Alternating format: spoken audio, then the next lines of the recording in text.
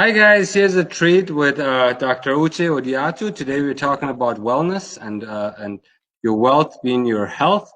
And as a peer-to-peer effort, we are reaching out to industry leaders that can guide us with their experiences for a better life in our practices and our personal lives. And thank you for joining us, Dr. Odiatu. Hey, my pleasure. I love sharing. I love different platforms. You've done a great job at disseminating information. So I'm inspired by your passion for learning and sharing. And you're in the clinic at nighttime. You're doing your social media. You're on the road. I'm in awe of your Renaissance man-like status. Well, I get a lot of energy from the successes of my peers, and you have a long career of helping doctors. So I'm very interested on what your motivation has been. But we'll get to that. Let me give an introduction to the audience, to my network that is now expanded over 50,000 people on different platforms, and I'm sure they want to hear why. I mean, you're an author. You published A Miracle of Health in 2009. You've been a wellness advocate. You have a busy life, as busy as anybody else, with 4 children, probably busier. You're a lecturer, blogger, 400 plus media interviews, and you're a certified trainer for the National Strength and Conditioning Association. So, Dr. Uche, what is the motivation behind all of the things that you're doing for our colleagues? Good point. It's my purpose on the planet. I love helping people become better. I love being around people who inspire me. I think many times if you learn something, sharing it is the first thing you should do. Anytime you learn something and keep it inside, it helps no one.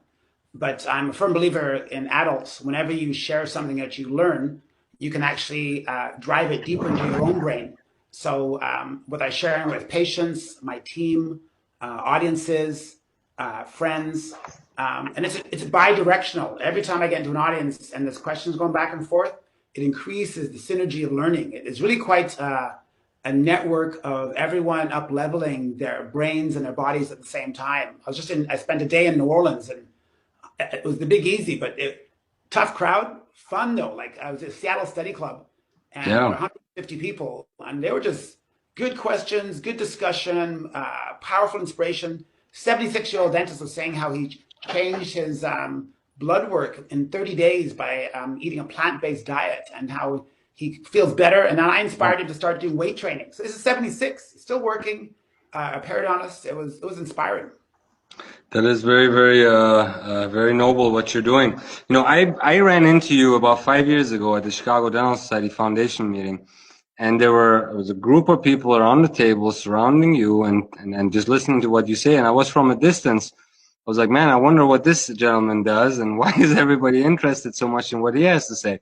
So I wanted to always connect with you and actually have a discussion. But then I learned to all the different venues where you are that you're actually motivator and inspirer to dentists to carry on better lives.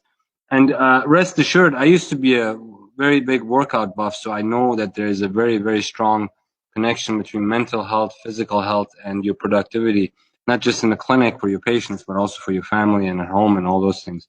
For sure. I saw your picture. You look good. I saw a bicep vein. I saw pecs. It was there for good That for was in you. dental school when we had a structured life.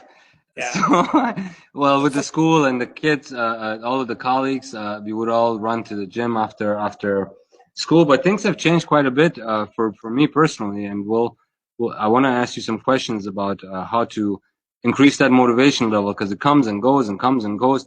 But you studied at University of Manitoba, which a very good friend of ours and an innovator, Dr. Niznik, is from. There's a lot of innovation that comes out of that school, eh?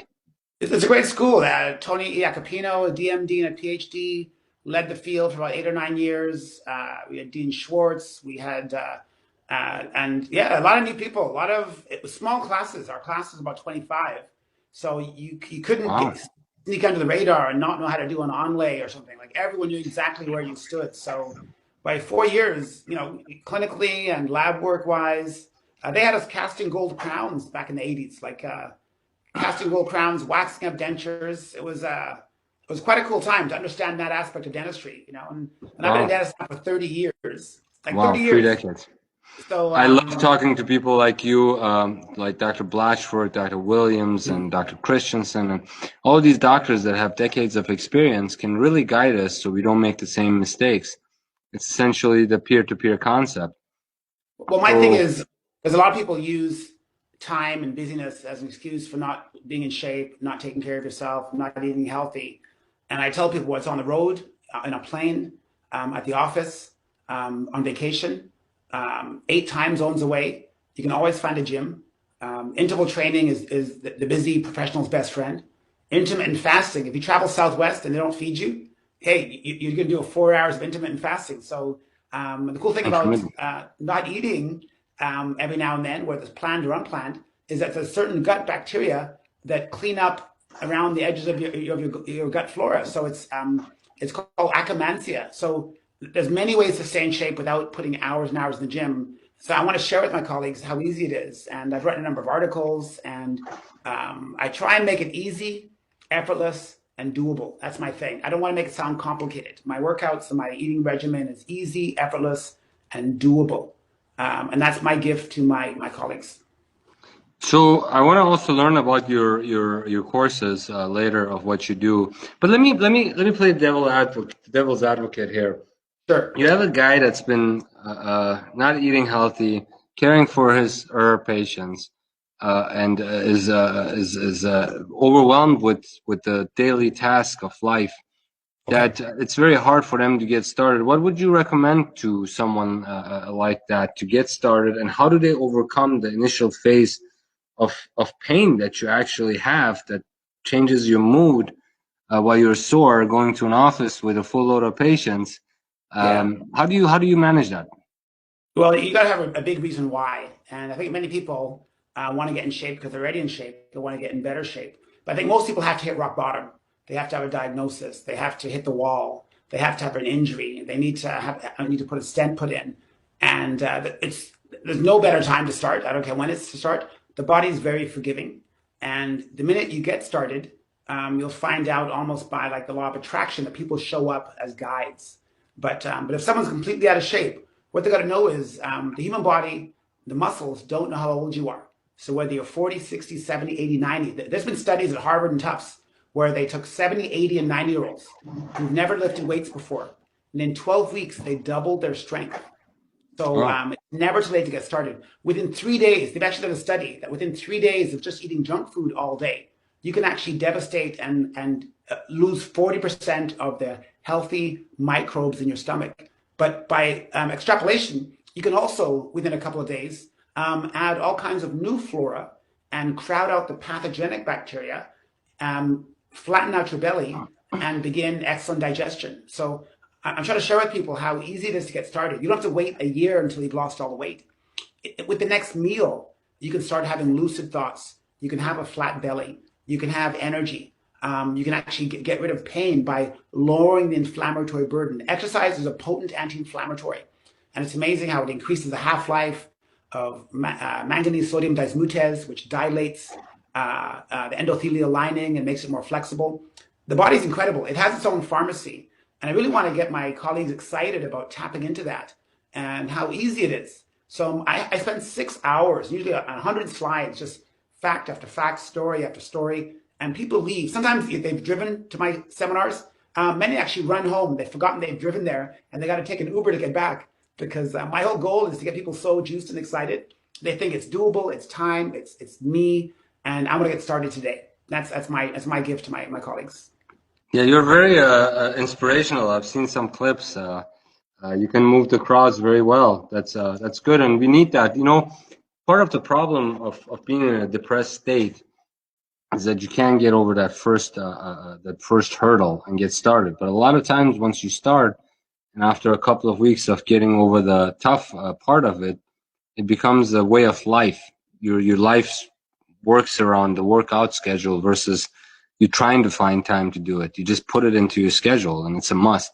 Do you recommend people that are in our profession work out in the mornings or in the evenings, or what is your take on that? The latest science, the American College of Sports Medicine, I got an article. Being certified to the National Strength and Conditioning Association and being a professional member of the American College of Sports Medicine, I get the latest journals from exercise science. And just January's journal said there's no ideal time in the day. Hmm. They said if you actually share with people that you got to lift weights in the morning or nighttime, mid afternoon, you could be doing a disservice. Basically, there is no one best time. It all depends on your metabolism and whether you're a morning lark or a night owl. So night owls do better at night. It's genetically driven that some people are just night owls. Some people are genetically driven that they have the highest energy in the morning. So it depends on where you are with your metabolism and your energy levels. So there is no one best time of the day. I'm more of a night owl, but I do force myself to go to bed anywhere from 11 to 12 o'clock. But I've worked out, though, I need at least a minimum of 7 hours sleep. And that's, from Matthew Walker. He's a neuroscientist out of Berkeley. Mhm. Said 7 hours is the minimum amount of sleep you need to regenerate your brain, recover from injuries and digest food, and process emotion and process memory. Wow. So the myths that when I was working out aggressively back in the day, it was my life, 6 days a week, and and I'm getting back into it, but it's off and on. Once you drop off, it's hard to get back on, and then it's the demotivation factor. But so the myths about working out in the morning on an empty stomach, where you burn more calories, or at nighttime when your energy is depleted during the day, these are all myths. So you're saying that it all depends on your BMI and your metabolism and those kind of For things. sure. And it's very 1990s. It's that whole thing about 6 small meals a day. It's like you might as well wear your MC Hammer pants and play Vanilla Ice records. So 1990s. So nutrition's always changing. And I think dentists, by definition, because we're very analytical, and many times they get paralyzed by the analysis of, if I say something about, it's a good idea to take a probiotic every day, and it increases the strength of your mucosal and your humoral immune system. And right away they say, can you take too many probiotics? Or if I said, sleep is anywhere from 7 to 9 hours is a good amount of time to recover. Can you get too much sleep? And I think smart people are stuck so much in the analysis, they never make it through feeling, which makes you stirred into action, and it never gets them moving their feet. So people know enough already, and I want to challenge people that most people know enough already. Most people say that I need to work out every day. I don't work out every day. There's actually studies. They did a study at Stanford about 8 years ago, and they showed how literally going from nothing to 30 minutes once a week could lower your risk of Hmm. mortality from cardiovascular disease by Yeah, 47%. sure. So doing nothing to a 30-minute walk a week could lower your risk of mortality by 47%. And this is the American Wow. College of Sports Medicine Journal at Stanford. So that's incredible. This is a huge study. It was 4,500 people. So I like to quote studies. I like to share with the research. Because I did a keynote in Atlanta last year in February. And I keynote, it was it was a little intimidating. It was cardiothoracic surgeons and doctors of the heart from professors from Harvard and Emory. So we're talking an elite Wow. group of clinicians. And my keynote was physician heal thyself.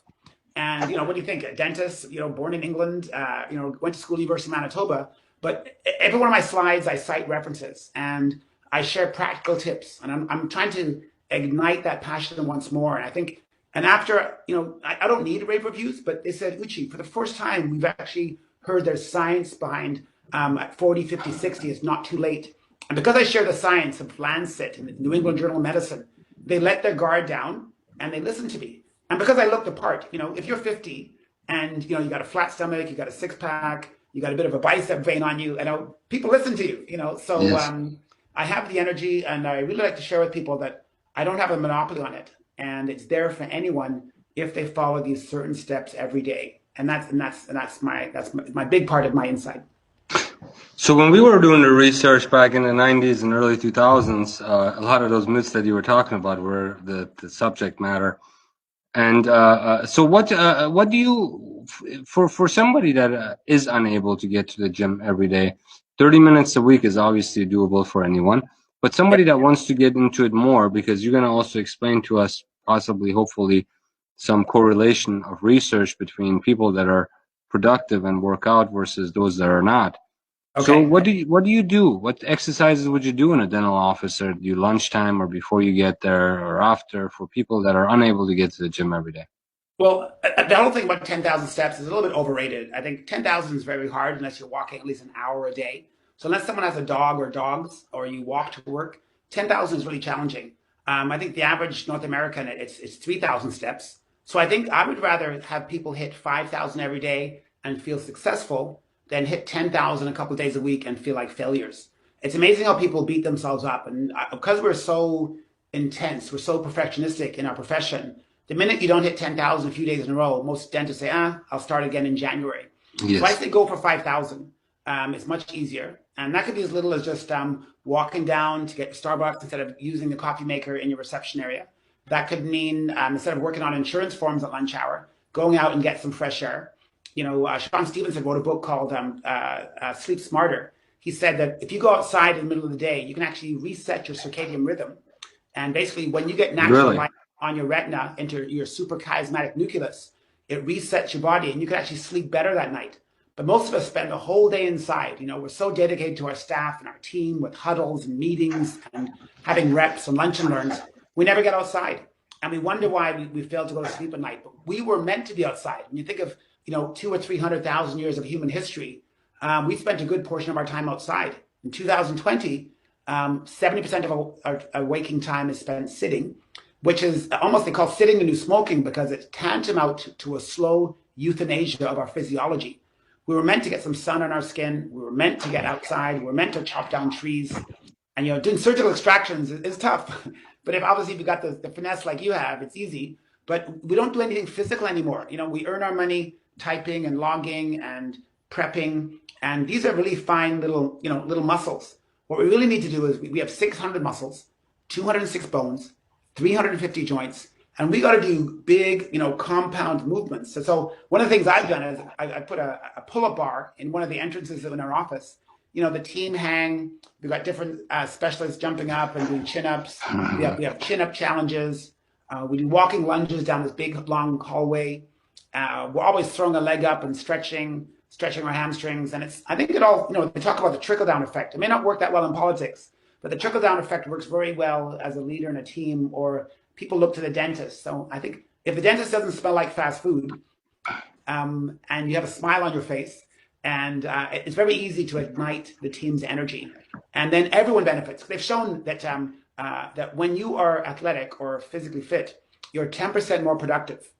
So that's a pretty big amount. When you think of the bottom line or production, being 10% more productive without buying a CIRAC, CIRACs are amazing, but without buying any new equipment, if you can be 10% more productive, that's incredible. And all it is from being active. So our entire mission is exactly that, because you're hitting a chord with all the dentists. Uche, let me ask you: do you own your own private practice? No, I'm an associate now. I think a big part of my life, just because I'm in 35 cities every year. I do about 80 lectures. I'm still in the office 2 or 3 days. I wouldn't mind doing only 2, but it's 3 days. I write articles with 4 little kids. The youngest is 4, oldest is 13. So between that and taking care of myself and taking some time off to get some sun once in a while, it's a pretty busy life. So I enjoy being an associate. It allows me some freedom to come and go. It's a great office where I'm at. They really appreciate what I do and a lot of the social media buzz. I'm on the TV a number of times in the city, and I always generate and bring the energy back to the office. Like that's the mortar and bricks where they can get a hold of me. So the office likes the notoriety that the office gets. Good Google reviews, and I share the prestige. Like I said, all my peers, my colleagues, are into the mouth-body connection. Total patient health is something dentists are. It's within our scope of practice to talk about, because I think I said the medical school in the States that has the most hours of nutrition is Tufts. They have about 22 hours in the whole 4 years. The average dentist does more than 25. So there's 180,000 dentists or more in the US that all have at least 25 hours of nutrition in their 4-year program. So dentists, it's well within our scope of practice to talk nutrition, but I think it comes across more authentically if you look the part. If you have salad every day, if you're eating 25 to 35 grams of fiber. It's the credibility factor. Oh yeah, it just flows out of you. And I think patients really sense when they sense an authentic message, Yes, so part of this, our position and our responsibility as oral healthcare providers is also to promote health, not just in the oral environment. But this is very interesting stuff, so yeah, sometimes you have to work less in a dental practice to be able to live the dream that you envisioned for your career. Everybody is on a different road, so but what I'm interested in, for doctors that are younger, that are not in a position as you and I to take off as much as we do from clinical practice, because I only practice 3 days a week, and 2 of those days are on the weekend, which enables me to do a lot more during the Right. week when my phone is not blown up. Right. So, so I can focus on my patients on the weekends very comfortably. Nice. But for the guy that comes out of school with all of this debt and is trying to set up his or her own practice and not work for a different organization so they can get caught up with their student loans and start a Right. life and all of those things, how do you best balance the volume of stress that comes with practice ownership Yeah, and your personal health? well, there's a massive amount of studies that show how you mentioned stress about 4 times. When there's massive amount of studies that show how physically fit people are better able. They attenuate their response to cortisol. There's a good study with first responders, so police officers, firefighters, ambulance drivers. Fit first responders had an attenuated or less of a cortisol response during emergency situations. So they said, which means they made them less likely to increase in body weight, less likely to have increased blood pressure, increased blood sugar. And also, they're better able to calm down their amygdala. The amygdala is the primitive part of your brain that's very reactive. All it wants to do is lash out.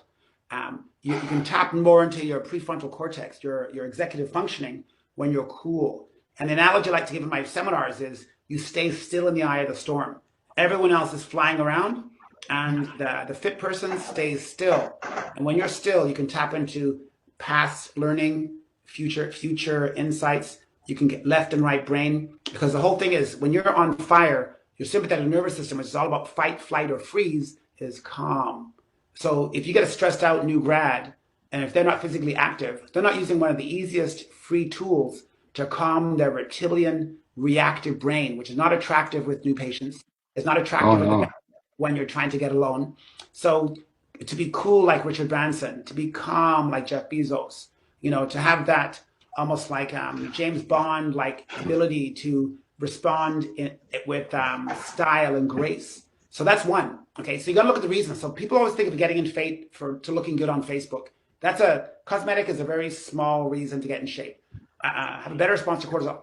John Ratey, a Harvard professor of psychiatry, said being physical activity and exercise is one of the best ways to harmonize neurotransmitters. And he said it's actually a first line of defense to make you emotionally have emotional well-being and bring homeostasis to all the neurotransmitters. So to have a good functioning brain, you need to exercise. There's a neurotransmitter called BDNF, brain-derived neurotrophic factor, BDNF. And physically active people have more of it. So if you look at a new grad who wants to tap into their genius and to be able to be expressive and get a loan, get a credit line, to ask someone to marry you maybe, what you got to do is the ones who have more BDNF, they have better learning, they have better communication between 100 billion neurons. So only physically active people have increased amounts of BDNF. And John Ratey, medical doctor in Harvard, said it acts like miracle grow in your brain.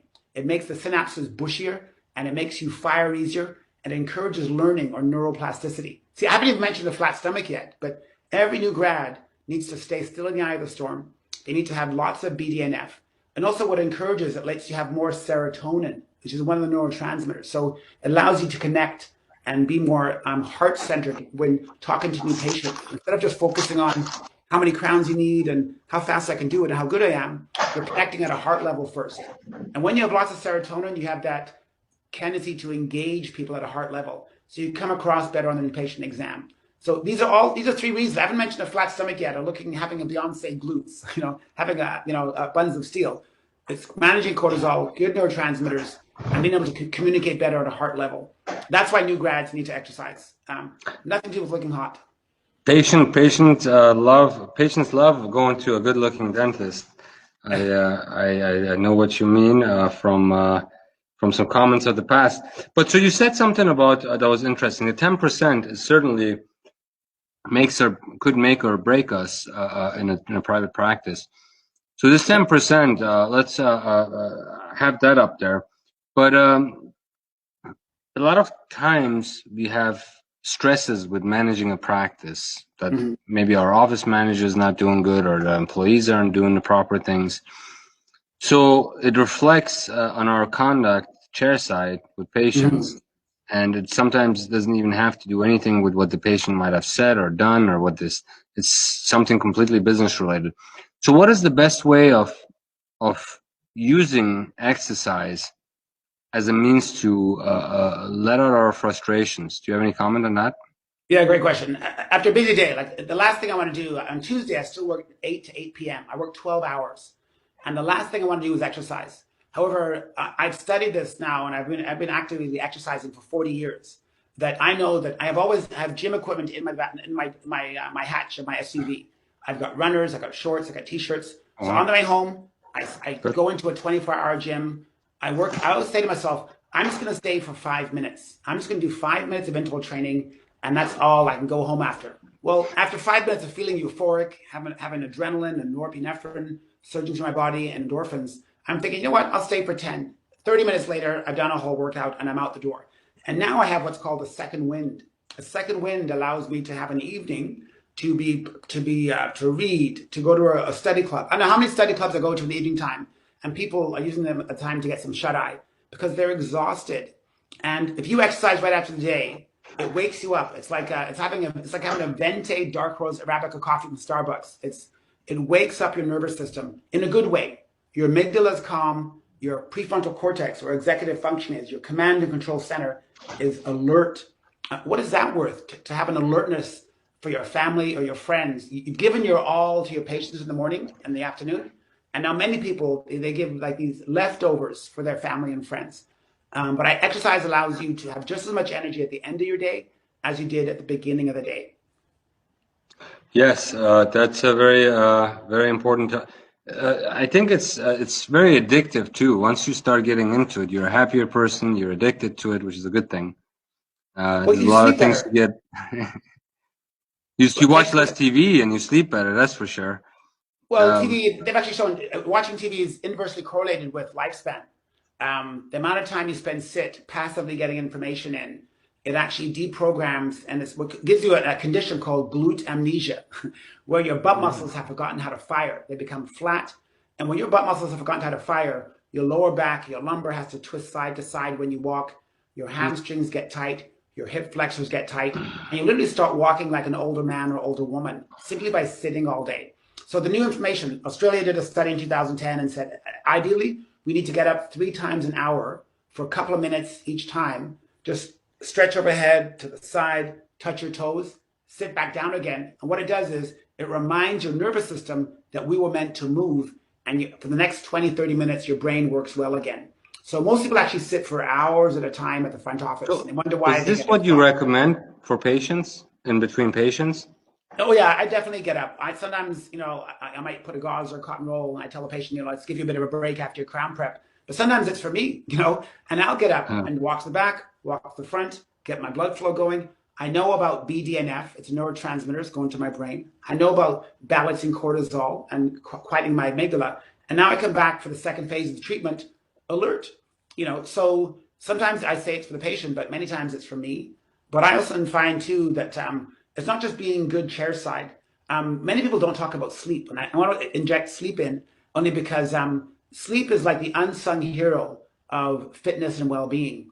The Center of Disease Control in Atlanta said 1 in 3 North Americans are completely sleep deprived. So that's 1 in 3 patients, and 7 out of 10 aren't getting enough sleep for good recovery every day, which means only about 30% of our patients are well rested. And basically at nighttime, it's during REM sleep, REM, that the brain processes motion and processes memories. So they've actually shown that people who exercise sleep deeper, which means actually have more melatonin, which means your immune systems are stronger.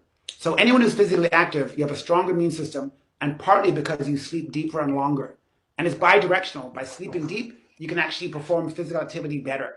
So when people talk about sleeping better, they talk about, to give an idea, Matthew Walker at Berkeley, PhD, he said that 4 hours of sleep in a night, a man's testosterone is 20% less. A woman's follicle releasing hormone is about 25% less. So there's all kinds of lackluster hormones running through our body, which really makes you feel virile and youthful and energetic. Man, how many times have you been where the patient says, you know what, could you do 2 crowns today instead of just the one? my insurance is running out, or I'm going on vacation. Could I get them all done today? And you're physically tired to do it. You say, okay, let's do one because I'm just tired. But just having the energy to do a second one or work a little bit into lunch, treat the team, that's how productivity happens, because you're better able to say yes to opportunities than being tired, you know? So that's, and again, I don't talk about flat stomach. I'm talking about energy, immune system, and well-being benefits of being physically fit, not just about looking good at your high school reunion or your college reunion, you know? Wow, that's great advice. So the numbers that you have come up with, let me get this right. In 24 hours, it's recommended 7 hours of sleep. Yes. And I presume you're talking about 1 hour of working out, however that might be shaped, anytime during the day. You don't, not necessarily. You don't have to work out every day. I haven't How worked often out. do you work out, Uche? How often do you work out? I'm very intuitive now. You know, Stephen Covey wrote a book called 7 Habits of Highly Effective People. I would like all my audiences and readers and listeners or viewers to get to the point where they have unconscious competence. Remember that book? It's from the early 80s, late 80s, early 90s. He said most people are at unconscious incompetence. They're out of shape and they don't know how bad they're at until they get hurt or diagnosis. And now they're at conscious incompetence, where they know they don't feel good, they don't like the way they look, and they're trying to get better, but they can't. And then I like getting people when they're consciously competent. That's when they're counting calories, counting their macros, trying different diets, keto, paleo, they're doing all this stuff. But the sweet spot is, though, it's called unconscious competence. You no longer have to count calories and carbs, and because unless you're an athlete or a trainer, who cares? The whole idea is that you want to get in shape, look good, get to maintenance, and then spend your life doing what you should be doing, enjoying your office, leading your team, enjoying your friends and family, traveling. You shouldn't be counting kilos and weighing out, skinless chicken breasts and try to find your BMI at university physiology lab. Get fit. Maintenance is easy. It's like once you have a program started, maintenance gets easier. But I want to get people out of stalemate into action. So what percent would you allocate to the three items that you have discussed? Diet, sleep, and working out. Yeah, so all the sleep experts say minimum 7 hours a night. 7 hours a night right. Allows you to have 100 minutes of REM, and allows you to have your cycles, about 4 to 6 cycles of 90-minute complete cycles. So you have good melatonin. So 7 minutes minimum.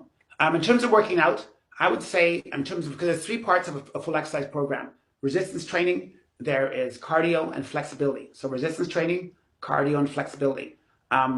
Yoga is a great way to get flexible and balanced and a little bit of strength. I would say minimum once a week, go to yoga class, $20 for a drop-in, so once a week, okay? In terms of aerobic conditioning, I would say I have an article called Exercise When Less is More, and I can make that available for you. It's Please 5 do. pages. Yeah, I'll send it to you. And it's all about the fact that you can do the new science of interval training says as little as 6 minutes is equal or better for you than 1 hour of steady state training. So think of that, 6 minutes of so high, low intensity, alternating back and forth for 6 minutes, including warm up, is equal or better for you than steady state training. And actually, it increases max VO2. Max VO2 is a gold standard way to show how your body takes in oxygen, uses it, and sends it out. So and interval training does that. So I'll make that article available to all your viewers today. I'll send that to you. Is that something you could do in the back of the office? Interval training can be done on the stairs. Basically, what you do is you do a warm-up of a minute, right? And then you do 20 seconds of higher levels of intensity. So you go up the stairs, and then you actually walk down the stairs slowly to recover. And then you run up the stairs, and then you walk down to recover. And then you walk down the hallway. It's all about alternating intensity. Yes. It's all about alternating. So so cavemen and cavewomen in prehistoric time never jogged. You either walked, saw your prey and you attacked it, or you were chased. But by no lion or something. Jogging is not efficient. Jogging is not efficient. If you're a marathon runner or a triathlete, you might need to train for jogging. But if you want to get fit quick, and if you want to stay fit, interval training is the way to go. So I'll give you that article. Yeah. And the third one was weight training. I think weight training is the key, because after 30, the average person, if they're not lifting weights, loses 1% of their muscle mass every year. So which doesn't seem like much when you're 35. But by the time you're 70, the average dentist has lost almost half his muscle mass. And they've actually shown now, Dr. Bente Pedersen in Denmark has shown that when you've lost metabolically active tissue muscle, your body no longer releases hundreds of chemical messengers with movement. and basically your brain slows, your gallbladder knows. So they said resistance training actually epigenetically turns back on mitochondria, which is the ATP factors in all your cells, that make you feel youthful again. Here I am, like I'm a half a century old, and I could keep up with anyone in their 20s. With a 4-year-old, the last thing I want to hear at the park is that your grandson? So I have many things that motivate me, but including all three parts of my program though. So weight training, cardio, and flexibility is key for a complete program. And only 2% of the population does it. So only 2% of 330 million Americans does all three types in an average week. So if you had to put a grading scale on it, how important between diet, sleep, and working out, out of a score of 10, what is the most important? What number would you allocate to each? Well, they said sleep deprivation is a killer. To give you an idea, the Guinness Book of Records have taken sleep deprivation records out of their books because it's so dangerous. People actually can die after 7 days of no sleep. They did a study with university students, and they didn't allow them to dream. Every time their eyelids in the sleep lab would start going back and forth, their eyes, they would actually wake them up. After 2 days, they were getting psychotic. After 3 days, they were being totally delusional. And this is after sleeping, but just no dreaming. So Guinness Book of Records took sleep out and they let this guy named Norman Baumgartner skydive from 100,000 feet up in the air. And they included that in their Guinness Book of Records, but they took out all sleep deprivation records because it's so dangerous. So I'd say out of all three, not sleeping will kill you. Not sleeping will kill you. And poor sleepers are poor healers. They have poor muscle tone, higher body fat, more mental health issues. You drag all day long in the office. When you don't get decent amount of sleep, it's like a terrible day. It's dragging from one procedure to another. You can't wait to get out of there. So sleep, I'd say, is number one. When you think of the sleep pillar, number one. Diet and exercise are kind of equal, but from this new article I got from my American College of Sports Medicine in January 2020, it said out of all the science, they've looked at diet plans. Many people fall off the wagon very quickly, but they said exercise is the best way to impact your system body-wide, but also it has specific tissue by tissue benefit. So they actually say that exercise, physical activity, if you're physically active, is the best predictor of how long you'll live. Eating healthy is important, obviously, but being physically active is one of the key ways to live a longer life, a fit life, an alert life, managing stress, and sleep deeper. So January 2020, so we're talking brand new. Exercise is number one, even though sleep it trumps it. I had to throw Trump's name in there. So sleep actually trumps them all. You will die within 7 days of not sleeping. People have died and people have passed out after 28 days. So they no longer have sleep deprivation studies. So sleep as a side, everyone thinks they sleep good, but 70% of our patients are sleep deprived. 70% of dentists aren't getting enough sleep every night. And we're not just talking apnea. We're just talking poor quality sleep in a light room. It's too hot. They've eaten before bed. They had a glass of wine. And all these things deprive you of deep, rejuvenating sleep each night. So you mean alcohol and those other items as well? Yeah, alcohol before bedtime, it makes the back of your larynx loose. You lose muscle tone in the back of your larynx, more likely to snore, which is basically leads to episodic hypoxia. 2, it makes you dream less. So you think dreaming less is no big deal, but sleep experts now have said we need 100 minutes a night.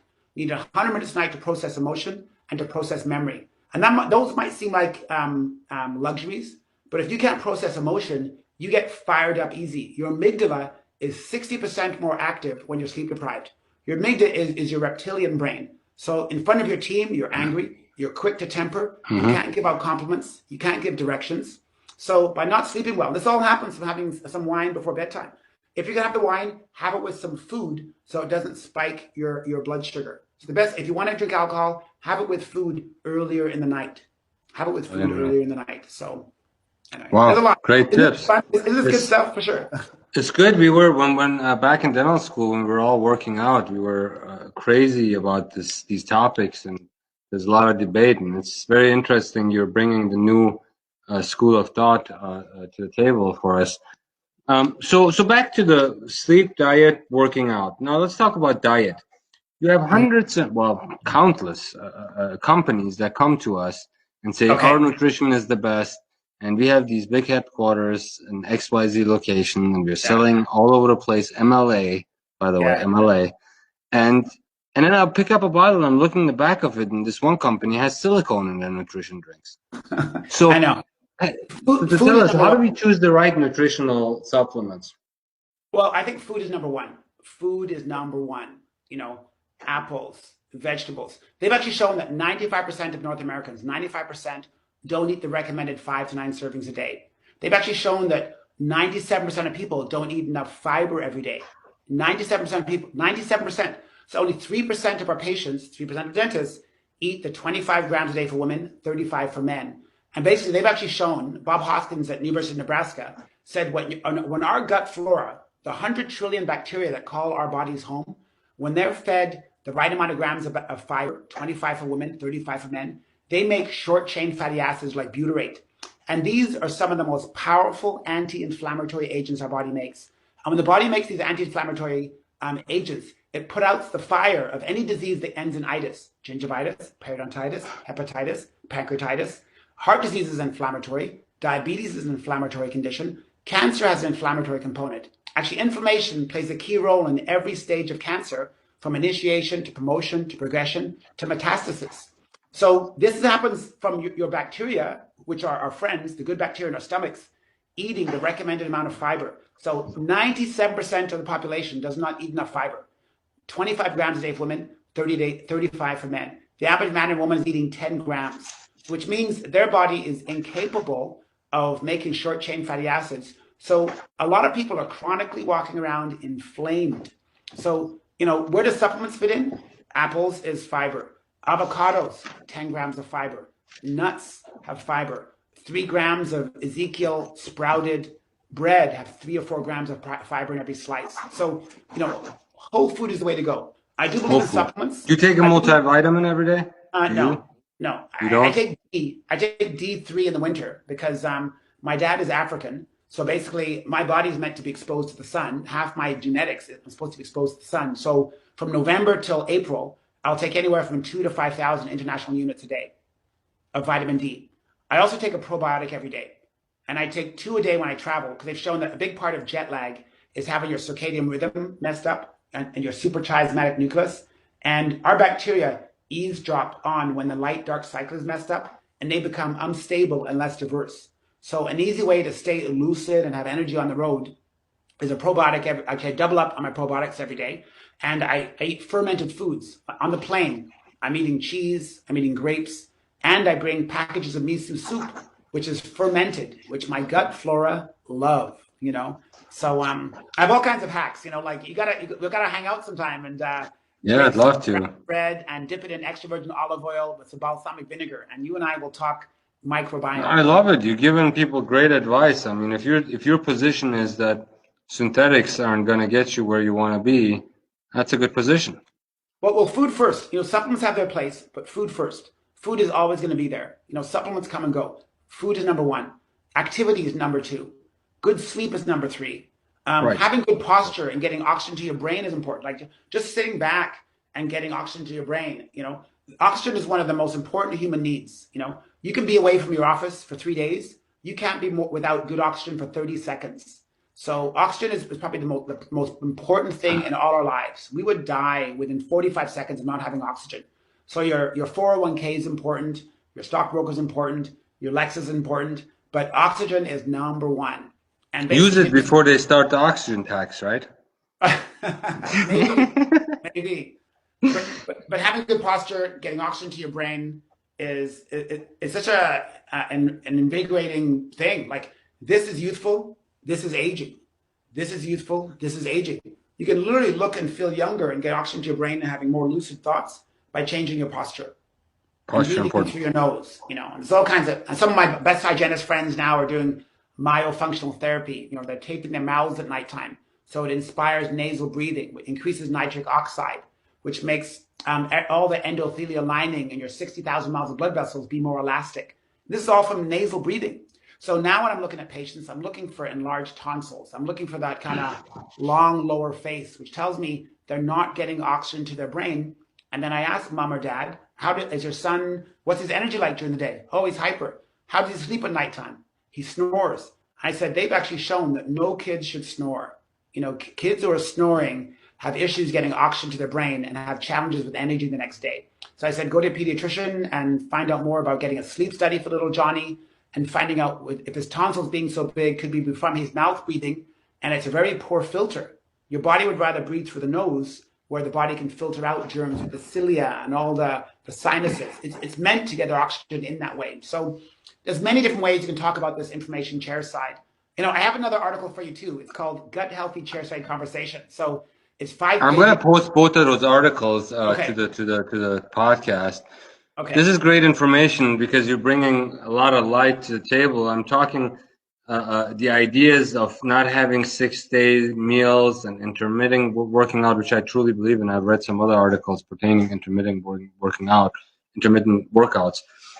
They're great stuff. So if you're not recommending 6 days, and put it into the dentist perspective, we sometimes don't have time to take lunch. Sometimes we run out without breakfast, Okay, I love it. So the whole idea, if you want to get lean, if you want to get down to your high, I weigh right now what I did in grade 11. I weigh 178 pounds. I weigh what I did in grade 11, which is unheard of. Like, how often do you eat? I eat all day. I eat what I want. If your metabolism is good and your microbiome is balanced and diverse, and you're eating a salad a day, and you're eating 2 or 3 pieces of fruit and vegetables, the minute you're a bacteria, the minute your stomach is getting what it wants, it doesn't crave the junk. But you can eat a big cheeseburger and fries, which is 1,000 calories. But what makes you hungry in an hour, your body didn't get the nutrition it wanted. You eat an avocado and an apple, you put some hummus with some cherries on a piece of bread, you're not hungry for hours because your body is full of fiber. And when it gets nutrients it wants, it shuts it off. It's like you eat good chocolate, you can't eat the whole bar. Anytime you give your body quality, the cravings go down. And they've shown within 10 days, you can actually re-educate your taste buds to crave good foods. You can actually starve out pathogenic bacteria, which crave sugar, and you can actually repopulate with good bacteria by changing your diet around. The microbiome is very responsive to diet, and what makes dentists so amazing is the fact that Dr. Mesmanian at the California Institute of Technology said, if you have your health here, everyone knows your genetics impacts your health, right? Your genetics impacts your health. Well, the new science from the National Institute of Health said your microbiome impacts your health as much as your genes do. So your 100 trillion organisms in your stomach impact your health as much as your genes do. And the number one way to change your microbiome is to change the way you eat. And I tell my dentist friends, who's in charge of the eating apparatus? Dentists and hygienists, the dental team. This is the body-mouth connection. We're the ones that can help people eat better, digest food better, absorb more food better, repair, recover, and digest, and they become better. No one else does. No other health professional helps people digest and improve absorption of nutrients. Then this is where it starts here. 28 teeth, nice cuts, lots of saliva, no pathology. I send down the apple in a nice liquid format. Now my enzymes can digest the food, and now it becomes my arteries, my valve, my brain, my legs, my shoulders. And it's the dental team. This is the mouth-body connection. We are in charge of the masticatory apparatus. This is lovely. So what you're saying basically is, if you eat the right foods and not in excess. There was also a myth around when I was back in the day, was that you should never eat to a point where you're overfilled, or if you completely eliminated your hunger. But your position is, if you're eating the healthy stuff, the right things with the right fibers and proteins, and some people do overdo it on the protein big time, Yeah, and don't see the results that they see. Unless you're an Olympic weightlifter or a major bodybuilder, we don't need the protein. They said, and I've heard nutritionists say, one of the nutritionists from one of the professional baseball teams came and I heard her speak for 6 hours. And she said, if you're getting enough calories, you're getting enough protein. If you're getting enough calories in your body, you're getting enough protein. There's very few people actually that are sick from not eating enough protein. I do admit, though, we should have protein with every meal. However, most people, 200 grams a day, 150 grams a day. If you're a dentist, if you're driving a BMW to work, unless you're chopping down trees at lunchtime, you don't need 200 grams of protein, So a nice balance to the meal. Fiber, people are getting sick. When I say 97% of people don't have enough fiber, they're all getting enough protein. There's very few protein deficient adults in North America, but 97% are deficient in fiber. And this is actually from Dr. Michael Greger, who wrote a really good book. He went to Tufts. It's called How Not to Die. Very good title. But he showed that 97% of people don't get enough fiber. And back, 20, 50, 100,000 years ago, the average human on the planet ate 100 grams of fiber a day, 100 grams. Nowadays, we're at 10. And look at the inflammation in our bodies. Look at the chronic Well, illnesses. half the food you get at these fast food stores aren't real meat and real. Well, it's corn, soy, wheat, and meat. Where's the fiber? So wheat has some fiber, but again, I'm looking at whole grain sources, not whole wheat, whole grain. So I love the bread called Ezekiel. It's not a sponsor. I love Ezekiel bread. It is 100% whole grain. It's sprouted, no artificial ingredients. You have to keep it in the freezer because if you take it out in a couple of days, you see green spots on because really good food rots and goes bad as bacteria. So I only take out the 1 or 2 slices I need when I have it. I put hummus on, cherry tomatoes, spinach, maybe some salmon. I have 2 slices of bread with that in between. I am full, but I can eat 1,000 calories of cheesecake in 5 minutes, but I could not eat 6 avocados, which are 1,000 calories. I don't know. You've really challenged my view on all of these topics because Good. wow, it was protein, and then you look at it, and some people are getting gout from other problems with excessive consumption of protein. And They're not getting the results they want. You were always told carbohydrates are going to be your biggest enemy. They're going to turn into fat, and the proteins will save you. I love carbs. I love carbs. I love carbs. Vegetables and fruit are carbs. There was a really good study. It's called The Global Burden of Disease, and it was written up in the Lancet, very prestigious medical journal. Global Burden of Disease. It looked out modifiable risk factors would kill people. So these are things that you could modify that if we change in their lifestyle, they wouldn't die. They said that 9 million people, 9 million people each year die from high blood pressure, which is a modifiable risk factor for disease.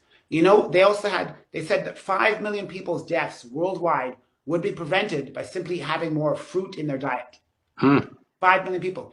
800,000 people every year die. This is in the Lancet. 800,000. So is there good carbs and bad carbs, or is it just carbs? Oh, bad carbs are like croissants and dessert coffees and I don't know. So dark foods like dark rice, dark bread, maybe sweet potatoes. Well, there's lots of paradox there. I'm a big brown rice fan. I like white rice. Brown rice. But even white rice, you could actually lower the glycemic index. And I show you. Doctor by the name of Michael Mosley, he wrote a book called The Clever Gut Diet and Fast Diet out of England, medical doctor.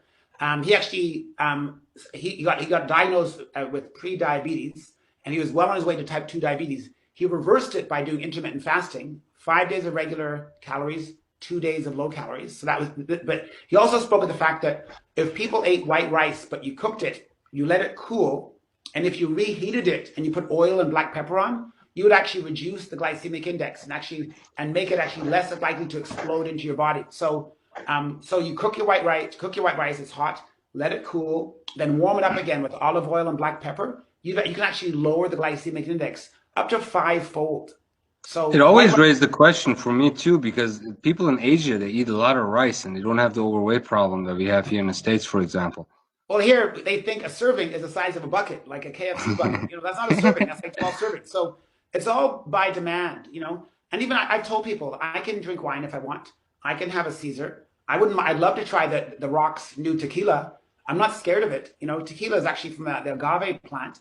So there's nothing wrong with tequila, but I'd have it with a meal. Or if I'm going to have an alcoholic beverage, I'd have it with some protein and fat. Have it with a boiled egg. I carry a little Ziploc bag full of nuts in. And what it does is if you carry a little Ziploc bag full of mixed raw nuts, they're unsalted.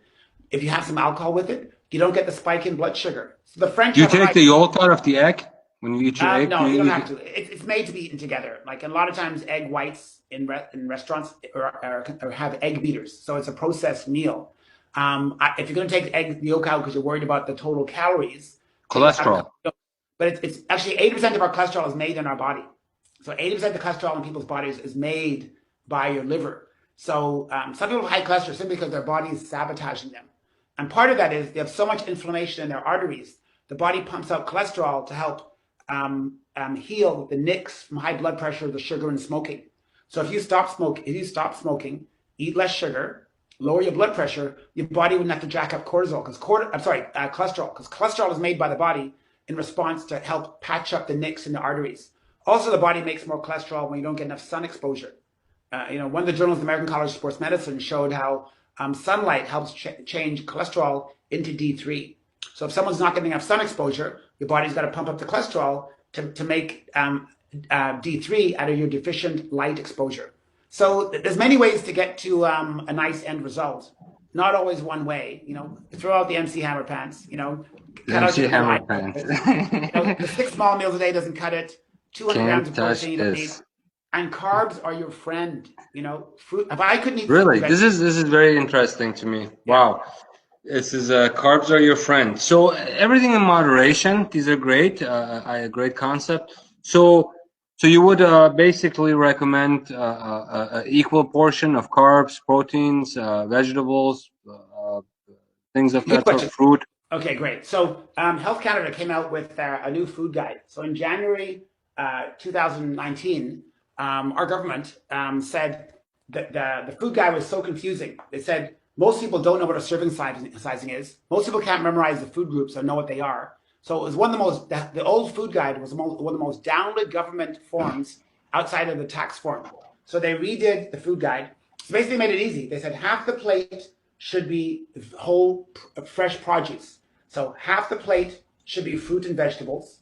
So half your plate every time you eat should be fruit and vegetables, right? A quarter should be protein alternatives. So salmon, eggs, and plant-based protein. They don't want to make people feel left out. And then a quarter of the plate should be whole grain food, whole grains. Unless, of course, you're celiac, which is only 1% of the population. So wheat is my friend, whole grain. This is in the new food guide. In our food guide, they also said the best drink that Canadians should drink is water. So that didn't make a lot of the beverage companies happy. It also said the people should shift towards more mindful eating.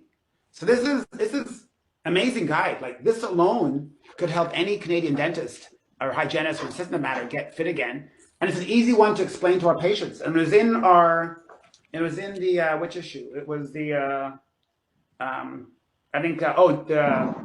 volume 6, 2019 CDA official journal. So you can download it, I'm sure, online. You can look it up. The new Health Canada food guide. And very easy to make sense of. I would laminate it and explain it to patients. And in 2 minutes, they would actually, their eyes would be wide open, Wow, that's a good one too. That picture answered a lot of my questions. So Doc, you're at work. You forgot to grab your bread and the hummus and all the goodies in the morning. You didn't have time when you got out. Now you step out of the office at lunch, and everywhere you drive to is the garbage, fast food, crap. Where do you go? Okay. One of my easy places. I'm not sponsored by. No, I am a KOL for Care Credit and Philips Sonicare. Okay, but not for Starbucks. Thanks for the disclosure. Okay, I know, full disclosure. So I'll go into a Starbucks. I love their dark roast coffee. Dark roast Arabica coffee has more polyphenols and flavonoids than the other coffees. I need as little as a tall, so $2. I look down. I'll get a banana. Is a banana fattening? No. 5 million people every year worldwide wouldn't die if they had more fruit consumption. This is in the Lancet. So a banana is your friend. And I get what's called a feta spinach cage-free egg wrap. A spinach cage-free egg wrap. $4. I get cage-free egg. I get feta cheese, which is a fermented food. And I get spinach, which is fiber. And I get a whole wheat or whole grain wrap. It's hot. So that, plus my banana, plus my coffee, my microbes are happy. And anytime your microbes are happy, 80 to 90% of your serotonin in your body is not made in your brain, it's made in your stomach. My immune system is stronger because the more variety of food I eat, the better is the communication between my bacteria and my immune system through the Treg cells. And this all happens from my cage-free egg wrap Starbucks, my banana, and my dark roasted coffee. And in that coffee, I'll put stevia. It's the only sweetener I'll use because it's a non-caloric artificial sweetener. But some of the studies at the Weizmann Institute in Israel showed how some of the other very popular ones actually disrupt the microbiome. So stevia has been shown to not disrupt it like some of the other ones. And I put cinnamon in to help manage blood sugar, and also throw some milk in because milk is my friend. As long as you're not allergic, a splash of milk in your dark roasted coffee It keeps your Phillips night light nice and white, and it doesn't stain your teeth. So a splash of milk goes in. So I Smart. find it very easy to eat healthy. I think if people hung out with me either before a seminar or What after, else? I mean, Starbucks, yeah, that's a good one. We can all get to a Starbucks, you can get a but salad some people anywhere. can't do it every day. What else? Just Subway. I'll go to Subway. Subway. I'll have a spinach salad.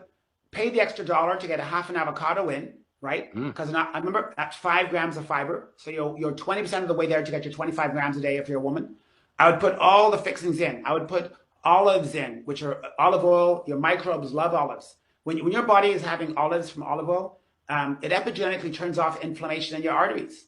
The New England Journal of Medicine did a study. It was called the Predimed study. It was a 7-year study in Spain, and it showed how people who eat a high olive oil, high nut Mediterranean diet had 30% less strokes than the other people following. It was a 7,500 people study. They actually had to stop the study 3 years into the study because the people that were having the Mediterranean diet with olive oil and nuts were having 30% less strokes. So I So like your philosophy actually that the bread is not the issue at Subway. It's better than going to In-N-Out and getting a lettuce wrap burger that has nothing in it in terms of yeah, fiber.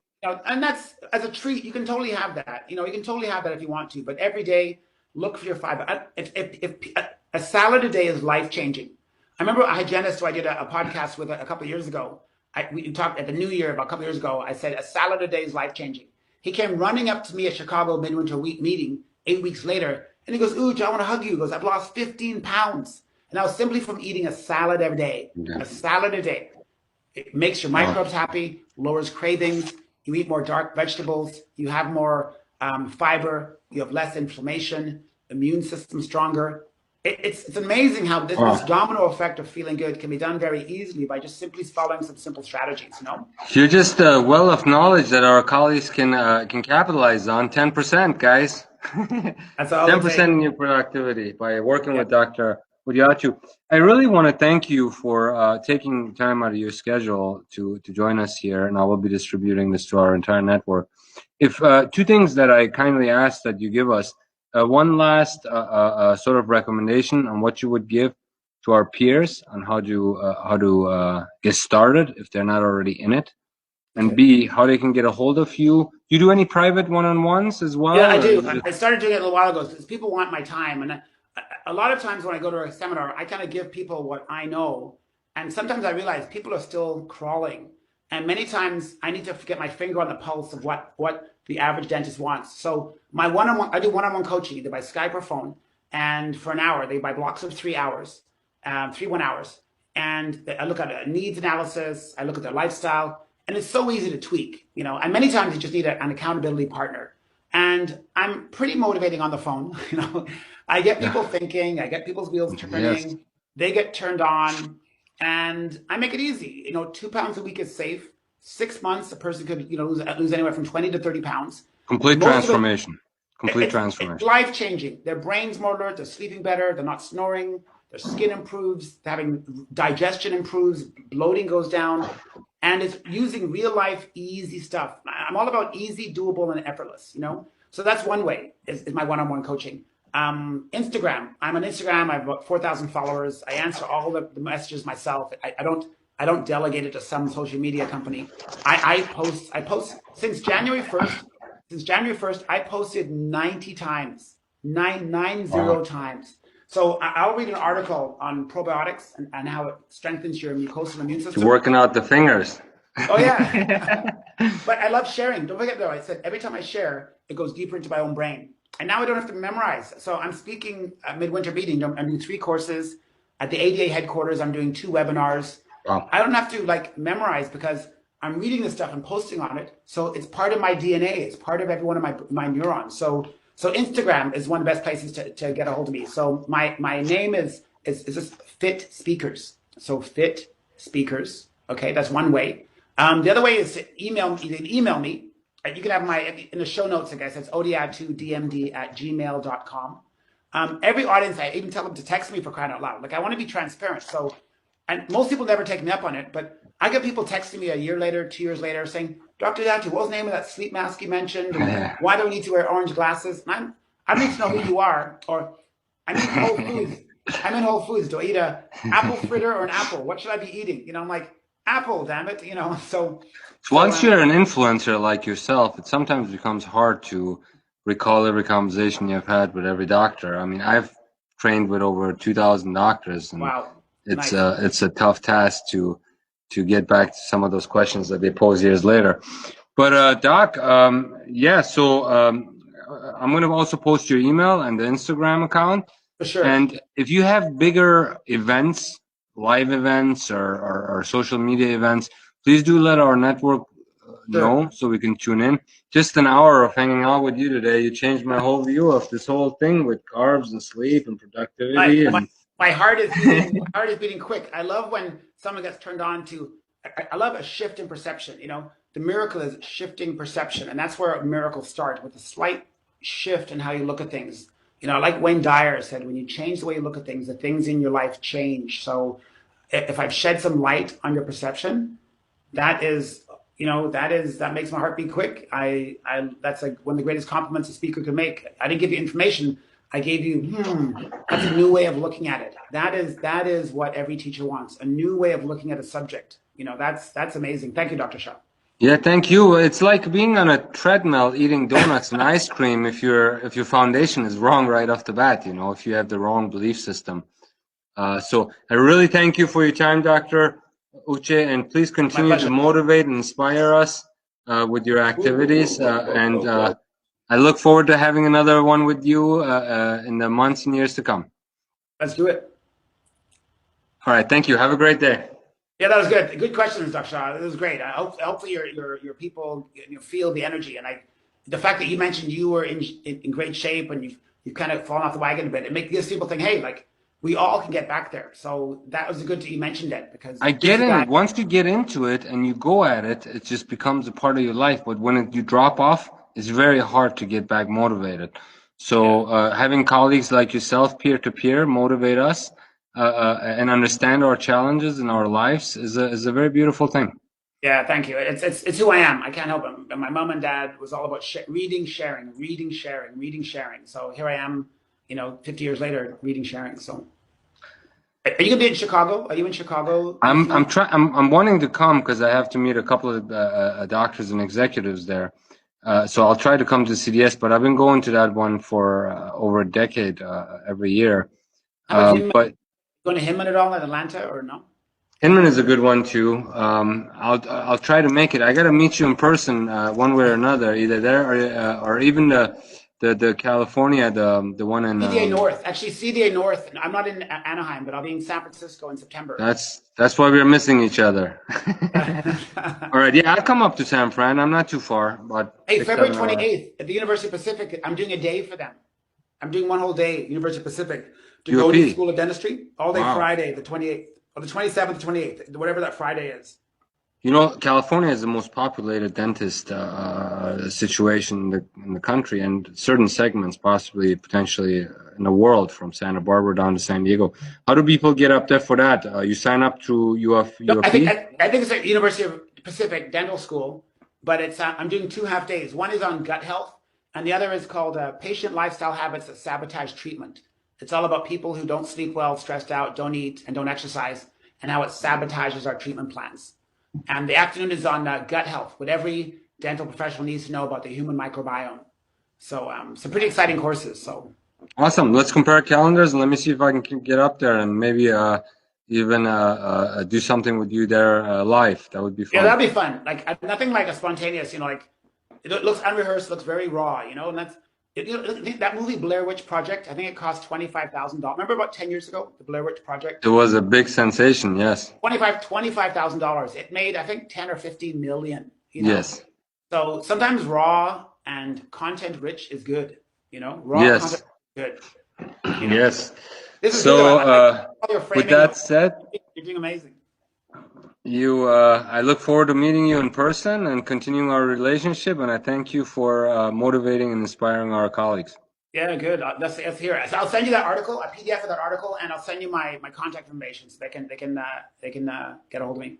I'll post that on the video. Thank you so much, Doc, and talk to you soon. Okay, my pleasure. Take care. Bye bye.